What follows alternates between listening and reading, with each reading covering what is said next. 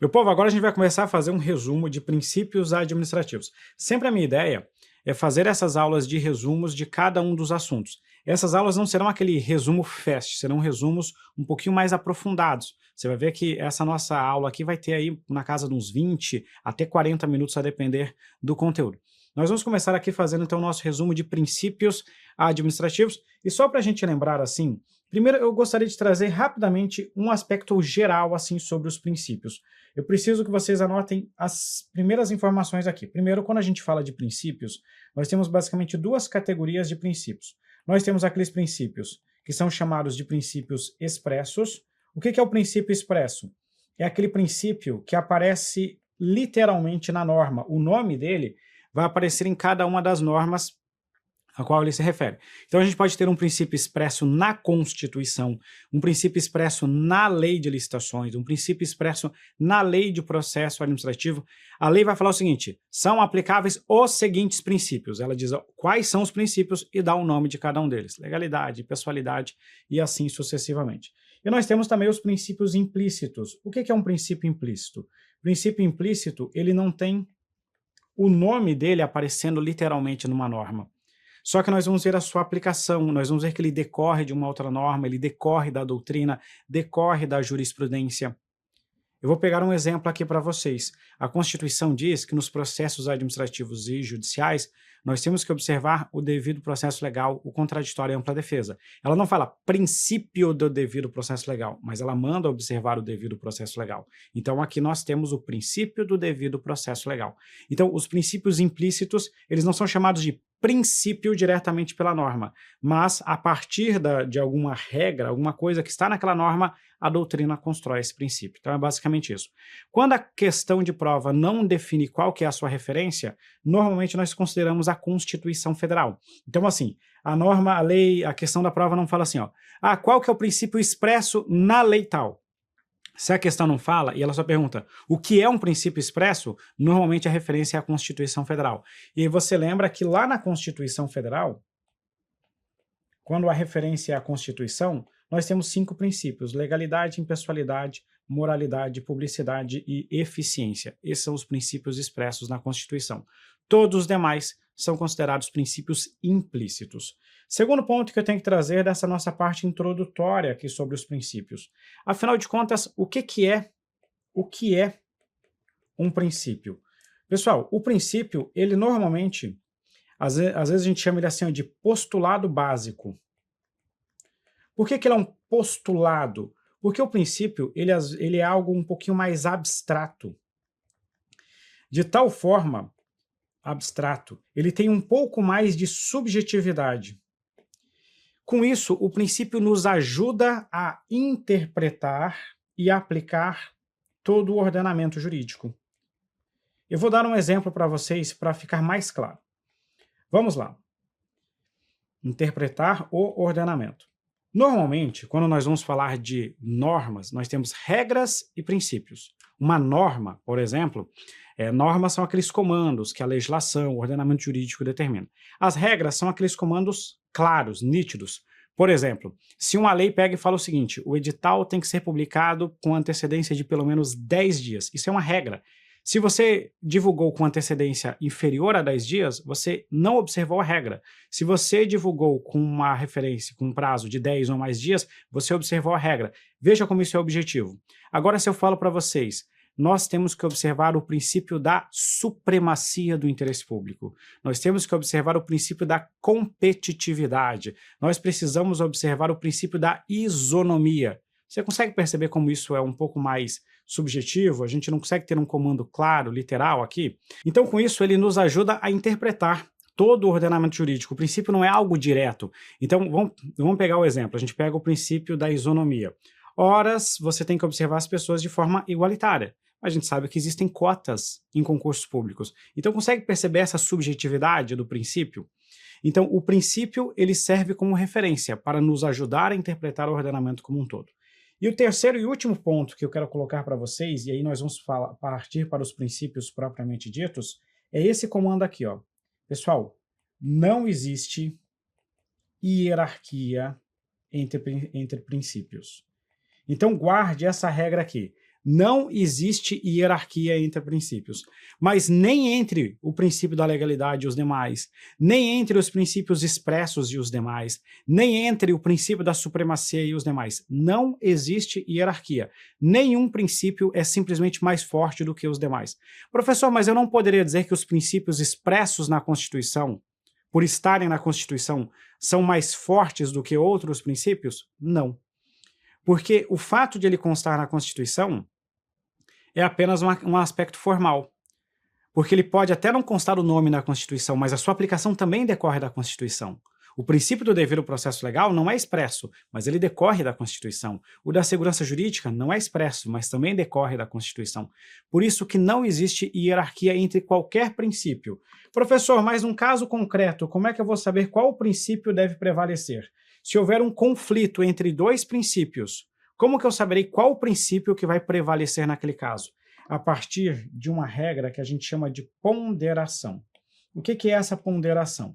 Em cada caso concreto, eu vou analisar o contexto para entender qual princípio melhor se adequa àquela situação.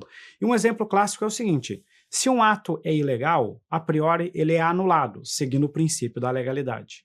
Porém, existem situações em que você anular o ato gera um prejuízo para a segurança jurídica, e aí você não poderá mais anular. É o caso, por exemplo, da decadência. Você tem 5 anos para anular os atos que geram efeitos favoráveis aos administrados.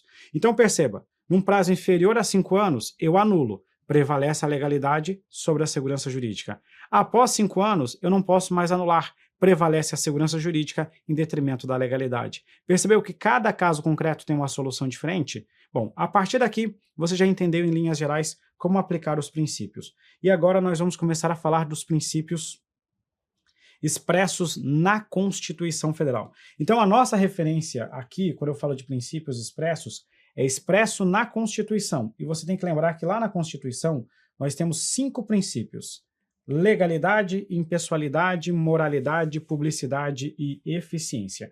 Vamos começar falando do primeiro desses princípios, que é o nosso princípio da legalidade.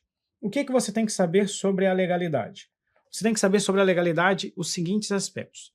Primeiro, que a administração pública, quando a gente fala da administração pública, a administração só pode fazer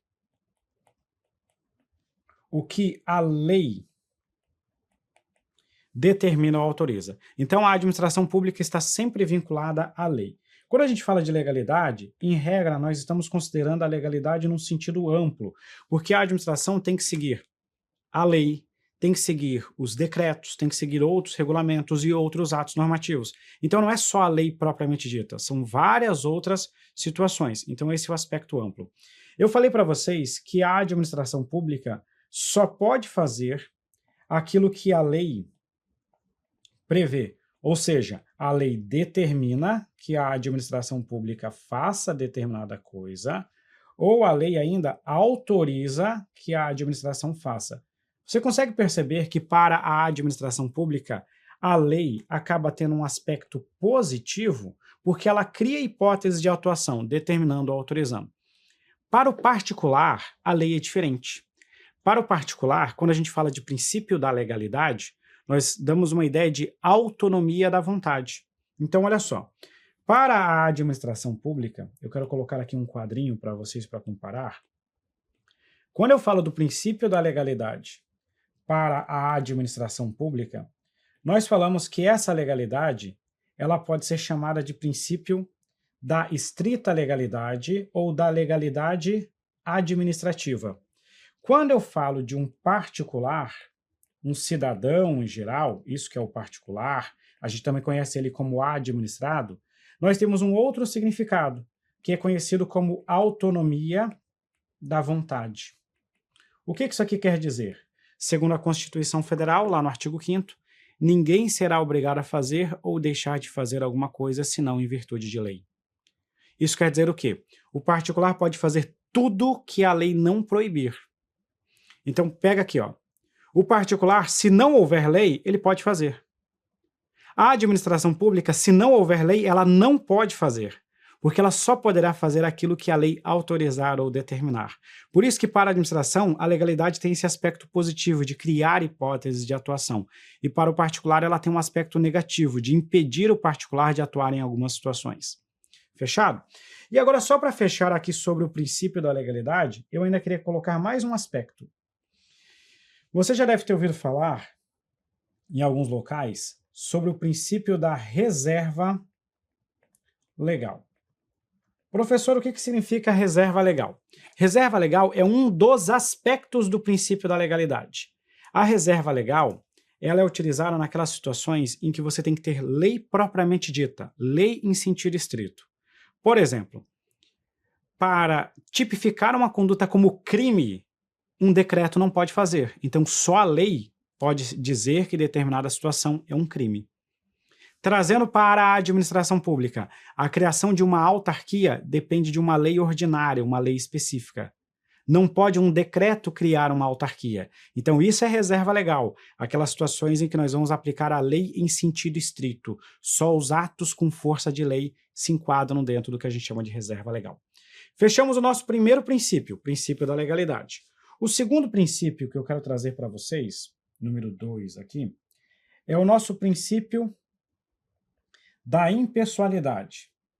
Esse princípio da impessoalidade, ele é basicamente um super princípio, porque ele tem várias aplicações, e eu quero explicá-las aqui para vocês. Quando a gente fala de princípio da impessoalidade, a primeira ideia que você deve ter em mente é que a finalidade representa a finalidade. Ou seja, toda atuação da administração deve ter por fim atender ao interesse público. Essa é a primeira ideia. Todo ato administrativo deve buscar atender ao fim público. Isso é a finalidade. A segunda ideia aqui é a isonomia. O que a gente quer dizer com isonomia? Eu quero dizer para vocês que toda a atuação da administração pública deve ser aquela atuação isonômica. Você não pode favorecer ou prejudicar alguém por questões puramente pessoais. Ah, esse aqui é meu amigo, vou colocar ele na frente na fila, vou fazer o processo dele andar mais rápido. Não pode. Existem hipóteses em que você vai favorecer algumas pessoas, mas essas hipóteses têm previsão legal. É o caso, por exemplo, de uma cota em concurso público, de uma fila preferencial para idoso. É a ideia do que a gente chama de igualdade material. Você trata com igualdade os iguais e com desigualdade os desiguais na medida da desigualdade. Então você favorece determinados públicos que seriam menos favorecidos a partir de um critério definido pela lei. O terceiro aspecto que a gente traz sobre o princípio da impessoalidade, muito cobrado em prova, é a vedação à promoção pessoal. O que isso aqui quer dizer? Quer dizer o seguinte: a publicidade oficial ela deve ter um caráter educativo, orientativo. A publicidade oficial não pode ser utilizada pelas autoridades públicas para se autofavorecer. Não pode um prefeito municipal mandar colocar sua foto no boletim escolar do seu filho e mandar um joinha e falar o seguinte: olha, o seu filho está cada vez melhor na escola, isso graças ao meu programa de educação, vote em mim na próxima eleição. Não pode fazer isso, porque a publicidade oficial ela é impessoal. Isso, inclusive, hoje, segundo a lei de improbidade administrativa, é considerado um ato de improbidade, utilizar a publicidade oficial para se autopromover. Teriam ainda outras aplicações, mas essas aqui são suficientes para a maioria das questões de prova. Terceiro princípio que aparece na Constituição Federal. Nós estamos falando do LIMP. Então, agora nós vamos para o princípio da moralidade. Pelo princípio da moralidade, a atuação da administração pública deve ser uma atuação ética. A administração pública deve ter uma atuação honesta.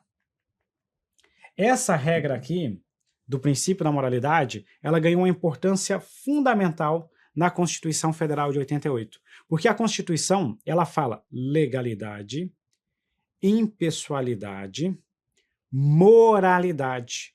Veja que a legalidade está aqui e a moralidade aqui.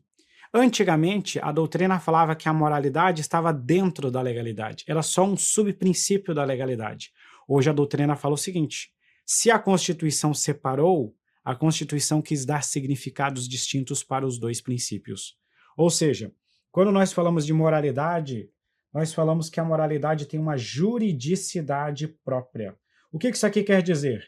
Teoricamente, um ato pode ser lícito, mas imoral, e por isso ele será passível de anulação.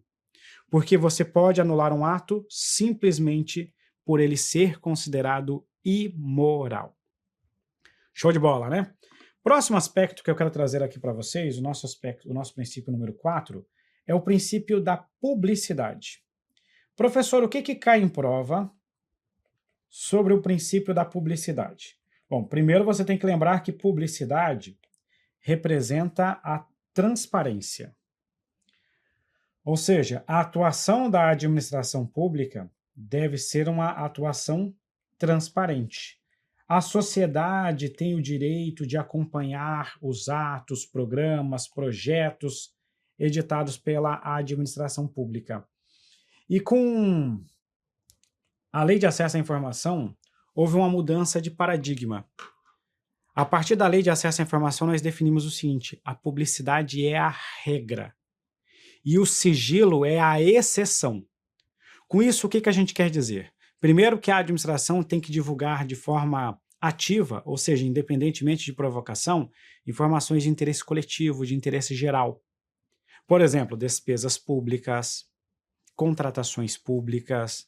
Tudo que é de interesse coletivo é divulgado sem que você precise pedir. E nós também temos meios de você acessar as informações públicas. O direito de petição, você pode pedir certidões dos órgãos e entidades públicos. Nós temos a possibilidade de formular requerimentos solicitando informações. É a tal da transparência passiva. Ok, mas eu acabei de contar para vocês que a transparência é a regra. Na dúvida, você tem que ser transparente. É isso que o princípio está nos contando. Porém, existem hipóteses de sigilo. E é isso que cai em prova. Nem tudo é transparente. Existem situações em que você pode ter sigilo. Quando que o sigilo é viável? Segundo a própria Constituição Federal, o sigilo pode ser adotado quando for imprescindível para a segurança da sociedade e do Estado. Então imagina que o Brasil está com alguma ameaça à sua soberania e por isso está preparando uma grande operação militar. Pode chegar lá um particular qualquer e solicitar informações sobre essa operação? A priori não, porque isso diz respeito à segurança do Estado. E é por isso que você pode decretar o sigilo em algumas situações. Teria aqui também a proteção da intimidade da vida privada, também entraria com uma possibilidade de restrição de acesso. Vamos voltar para cá e vamos agora para o nosso quinto e último princípio. Nós vamos falar do nosso princípio da eficiência. Pessoal, o princípio da eficiência, ele tem um aspecto interessante. Dentro da Constituição Federal, ele é o princípio mais jovem. Por quê? Ele não constava no texto original da Constituição e foi acrescentado por intermédio da Emenda Constitucional 19 de 98. Essa emenda aqui foi conhecida na época como Emenda da Reforma Gerencial, ou simplesmente Reforma Administrativa. Então, até 98, ele não aparecia expressamente na Constituição. A partir de 98, passou a constar na Constituição Federal expressamente. O que esse princípio aqui exige? Ele exige resultado. Ele exige rendimento. Esse princípio exige qualidade nas atuações estatais. Então, é uma mudança de foco, tanto quanto à forma de organização da administração pública, quanto também em relação à atuação dos agentes públicos, que devem ser eficientes. Por isso que a emenda 19 de 98, ela criou algumas flexibilizações, por exemplo, quanto à estabilidade, criando novas hipóteses de perda do cargo público, porque nós queremos servidores públicos que produzam, que entreguem qualidade. De um lado, nós temos que ter a proteção, que é a estabilidade, mas isso não pode ser utilizado para simplesmente o servidor não fazer nada. Ele tem que ser um servidor eficiente e que de fato serve à sociedade. Esse é o papel do servidor. Nunca se esqueça, quando você ingressar num cargo público, que o seu papel é servir à sociedade, independentemente do que venham a te falar. Superado isso, nós podemos agora falar dos próximos princípios, que são os nossos princípios implícitos. Mais uma vez, lembrando, eu estou falando aqui de princípio implícito, quando a minha referência é a Constituição Federal. E o primeiro que eu vou colocar para vocês, na verdade, são dois. Eu vou colocar aqui o princípio da supremacia. O que representa o princípio da supremacia? O princípio da supremacia, ele trata dos poderes que a administração pública possui. Ele trata das prerrogativas que os agentes públicos possuem. Porque para eu poder proteger o interesse coletivo, eu preciso ter um conjunto de ferramentas que permitam que os agentes protejam o interesse coletivo. Por isso que em um contrato administrativo, nós temos cláusulas exorbitantes, são poderes especiais. Por isso que um agente público, ele tem imperatividade na sua atuação. Alguns atos gozam de autoexecutoriedade, presunção de legitimidade. Tudo isso são prerrogativas, são poderes que o Estado tem para proteger o interesse coletivo. Do outro lado, a gente tem que aplicar aquela famosa frase do tio Ben Parker, o tio do Homem-Aranha, do Peter Parker. Ele falou o seguinte: Peter, tem que colocar uma voz, não vou ter uma voz para isso. Peter, do lado de grandes poderes vem grandes responsabilidades. Que frase sensacional, merece até uma salva de palmas, tio Ben. Do lado de grandes poderes vem grandes responsabilidades. O que isso quer dizer? Se o Estado tem poderes, por outro lado, ele também tem responsabilidades. E aqui veio o princípio da indisponibilidade. Pelo princípio da indisponibilidade, a administração pública, ela tem uma série de restrições. Uma série de limitações, que a gente também chama de sujeições. O que isso aqui quer dizer? Que a administração pública tem que observar algumas formalidades, tem que fazer concurso público, tem que ser transparente, tem que fazer licitação, tem que observar a lei. Isso são as restrições que o Estado se submete. Juntos, esses dois aqui formam aquilo que nós chamamos de regime jurídico administrativo, ou seja, um conjunto de poderes e um conjunto de restrições. Avançando mais um pouco aqui ainda com os nossos princípios implícitos, eu vou trazer um outro que aparece muito em prova, que com certeza você conhece. Princípio da autotutela. Pelo princípio da autotutela, a administração pública, ela tem a capacidade de controlar, de rever os seus próprios atos. A administração tem essa prerrogativa. E qual que é a consequência disso aqui? Como a administração pode controlar os seus próprios atos, ela pode, com as suas próprias prerrogativas, anular os atos administrativos considerados ilegais. São os atos viciados, os atos praticados em desconformidade com a lei. Ok, mas não é só isso que a administração pode fazer. A administração pública também pode revogar aqueles atos que são lícitos, ou seja, foram praticados conforme a lei, mas que por alguma razão eles não são mais convenientes, eles não são mais oportunos. Você às vezes compra uma coisa e depois percebe que não precisa mais e vai lá e vende essa coisa. A administração edita um ato e ela pode revogar os seus próprios atos também. Esse é o nosso princípio da autotutela.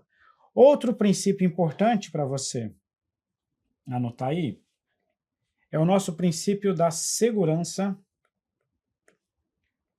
jurídica. O que é o princípio da segurança jurídica? Só para você entender o princípio da segurança jurídica, imagina que você vai sair com alguém. As mulheres vão sair aí com uma amiga. Aí a amiga fala, ai, vamos numa baladinha, tal, então vamos com a roupa assim. Aí você vai lá e se arruma, coloca uma roupa de balada. Aí de repente ela fala, ai, não, quer saber, eu não tô muito bem para ir numa balada, vamos num jantar chique. Aí você vai lá e tem que trocar de roupa. Aí daqui a pouco fala, não, mas vamos pra balada, vamos pra balada. Aí você tem que trocar de roupa de novo. Você não consegue se planejar, você fica num vai e volta. Isso está gerando um prejuízo, uma previsibilidade. Nós não estamos gerando a estabilidade, a manutenção das situações pré-constituídas. Então, nós queremos uma estabilidade daquelas relações jurídicas. Você só consegue fazer um investimento, por exemplo, imagina que você vai fazer uma obra e você vai lá e obtém uma licença do Estado. Quando você começa a obra, vem o Estado e corta a licença. Aí você perde todo o dinheiro que você investiu. Não dá, né? Então nós precisamos de estabilidade das relações jurídicas. Esse princípio ele tem um aspecto que nós chamamos de aspecto subjetivo, que é conhecido como o princípio da proteção à confiança. O que isso aqui significa? O princípio da proteção à confiança, ele é o aspecto da confiança que o sujeito, por isso que a gente chama de subjetivo, subjetivo vem de sujeito, pessoa. O particular deposita na atuação lícita da administração. Você acredita que a administração pública está agindo da forma correta. Então você não pode ser prejudicado por isso. É aquela ideia do ato praticado por um agente de fato. Agente de fato é aquele que tem problema na investidura. Esse ato é imputado ao Estado. E ele não pode ser desfeito prejudicando o particular se o particular não deu causa à ilegalidade. Essa é a aplicação do princípio da proteção à confiança. Avançamos mais um pouquinho aqui, que eu tenho ainda mais 2 princípios para tratar com vocês. O princípio que eu vou colocar agora é o nosso princípio da continuidade. Pessoal, imagina que você está indo trabalhar e quando você chega no ponto de ônibus, você toma conhecimento que os motoristas de ônibus estão de greve. Eu vou piorar ainda a situação. Nesse dia está chovendo e começa a cair um pé da água bem na hora que você chegou no ponto de ônibus. Você não vai ficar nada feliz com essa situação. E qual que é o problema que nós estamos tendo aqui? Os serviços públicos estão sofrendo um problema de continuidade. Então nós precisamos de continuidade dos serviços públicos porque a sociedade depende desses serviços prestados pelo Estado. Então, os serviços públicos, como regra, não devem ser interrompidos. Eles devem ser prestados continuamente. Essa é a lógica do nosso princípio da continuidade. Qual que é a consequência dele? Por exemplo, quando o servidor público vai entrar em greve, pelo menos um contingente, pelo menos uma quantidade de servidores devem continuar trabalhando, para não prejudicar a população. Quando determinada autoridade entra de férias, ela tem que deixar um substituto, porque alguém tem que assinar os documentos, os requerimentos, as licenças e etc. Essa é a ideia do nosso princípio da continuidade, que os serviços não sejam paralisados, salvo casos excepcionais. E por fim, o último princípio, na verdade são 2 princípios que eu vou abordar aqui com vocês, são os princípios da razoabilidade e da proporcionalidade. O que esses 2 princípios aqui significam? Eles significam o seguinte: sempre que a administração pública for aplicar alguma restrição, essa restrição ela não poderá ser excessiva, ela não poderá ser exagerada.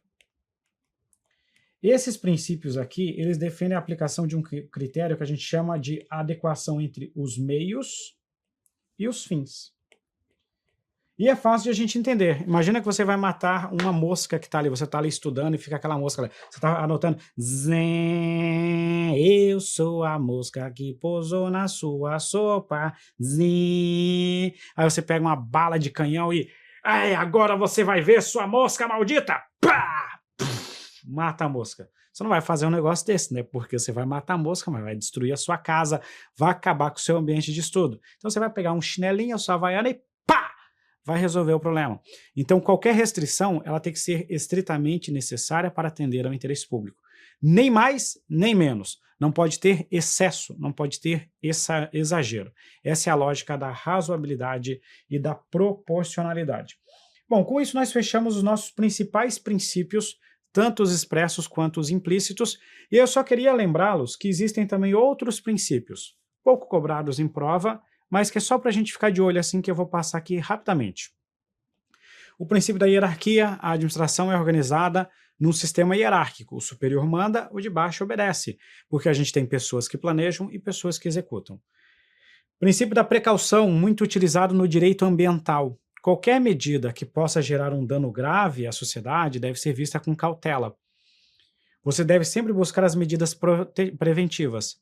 Por exemplo, no aspecto do meio ambiente, se você concede um licenciamento sem a cautela, dificilmente você consegue reverter essa situação no futuro. Princípio da sindicabilidade: todo ato é passível de controle.